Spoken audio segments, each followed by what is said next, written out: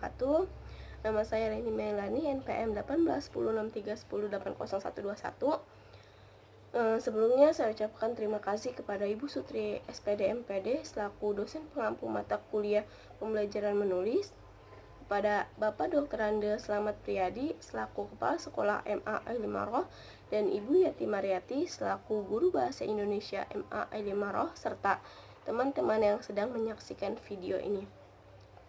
Sebelumnya, perlu kita ketahui bahwa menulis merupakan menurunkan atau melukiskan lambang-lambang grafik yang menggambarkan suatu bahasa yang dipahami oleh seseorang, sehingga orang lain dapat membaca lambang-lambang grafik tersebut kalau mereka memahami bahasa dan gambaran grafik itu. Nah, kemudian menurut KBBI edisi 5, karya ilmiah merupakan karya tulis yang dengan prinsip-prinsip ilmiah berdasarkan data dan fakta seperti observasi, kemudian eksperimen, dan kajian pustaka. Nah, adapun struktur karya tulis ilmiah ini, yang pertama ada pendahuluan, kemudian isi, dan penutup. Selain itu, ketika guru mengajar, tentunya guru menggunakan media. Media ini merupakan jama dari medium. Medium sendiri artinya perantara atau pengantar terjadinya komunikasi dari pengirim menuju penerima. Lalu dalam buku Daryanto menyebutkan bahwa ada media pembelajaran 2 dimensi dan media 3 dimensi. Nah, media 2 dimensi ini meliputi media grafik, kemudian media bentuk papan, dan media cetak. Sedangkan media 3 dimensi merupakan kelompok media tanpa proyektor yang penyajiannya secara virtual 3 dimensional. Selain guru menggunakan media, tentunya guru juga menggunakan model pembelajaran. Salah satunya model pembelajaran discovery learning. Nah, discovery learning ini merupakan proses di mana siswa mengasimilasikan konsep atau prinsip. Nah, pada penerapannya ini, discovery learning itu ada simulation, kemudian problem statement, data collection, data processing, verification, dan generalization. Saat saya melakukan observasi di MA Al-Imaroh, tepatnya di Kabupaten Bekasi,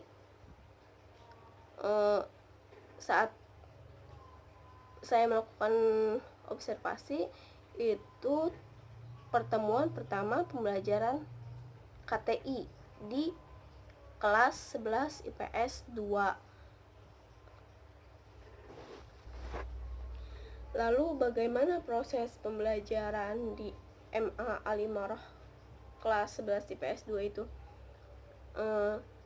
Sebelum proses KBM dimulai, siswa dipersilakan untuk berdoa terlebih dahulu. Kemudian setelah berdoa, guru mengabsen satu persatu siswa kelas 11 IPS 2 ini.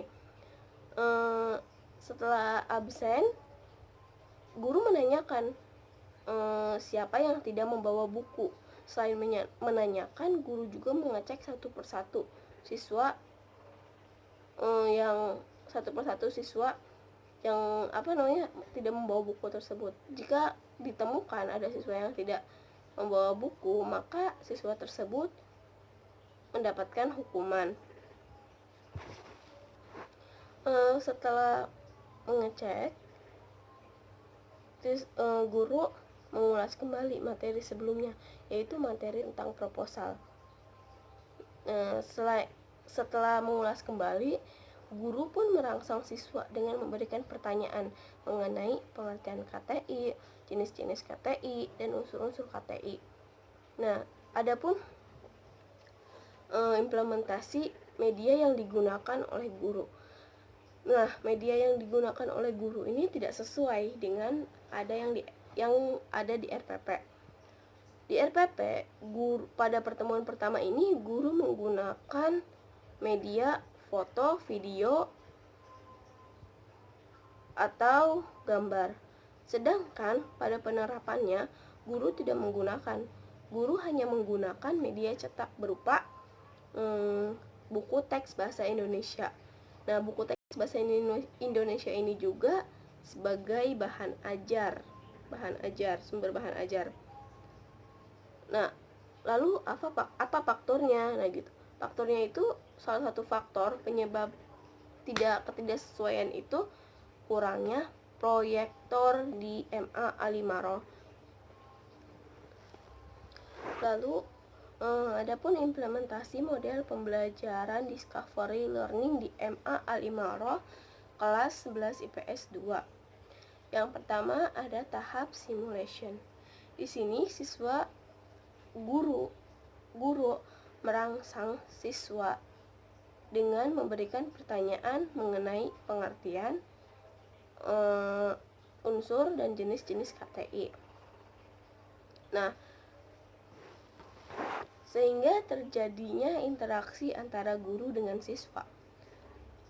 Setelah siswa menjawab pertanyaan dari guru menjelaskan sedikit mengenai pengertian karya tulis ilmiah.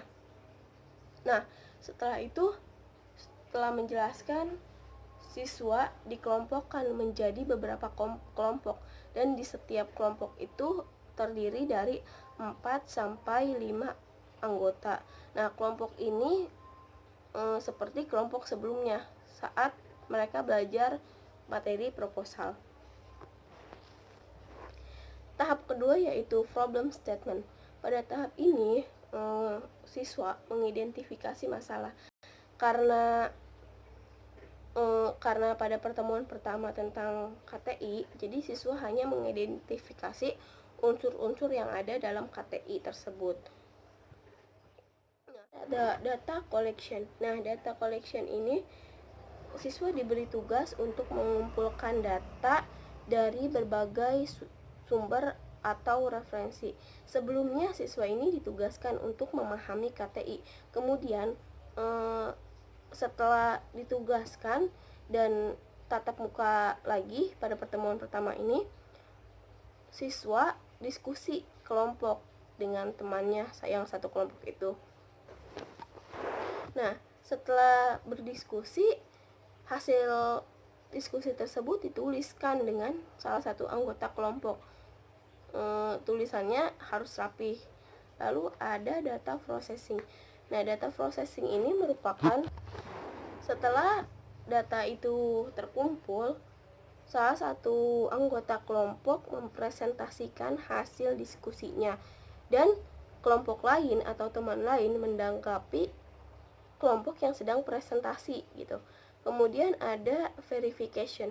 Nah, verification ini guru dan siswa membuktikan benar tidaknya hasil dari setiap kelompok.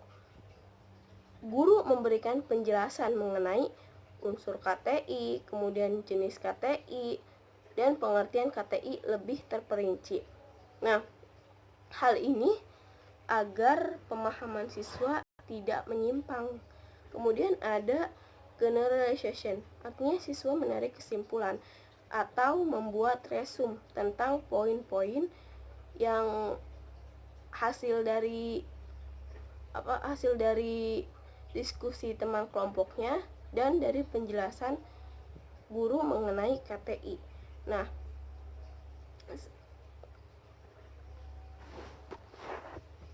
lalu guru memeriksa hasil kelompok tersebut untuk diberikan penilaian secara kelompok. Sekian dari saya, mohon maaf bila ada kekurangan dan kesalahan. Mohon maaf yang sebesar-besarnya.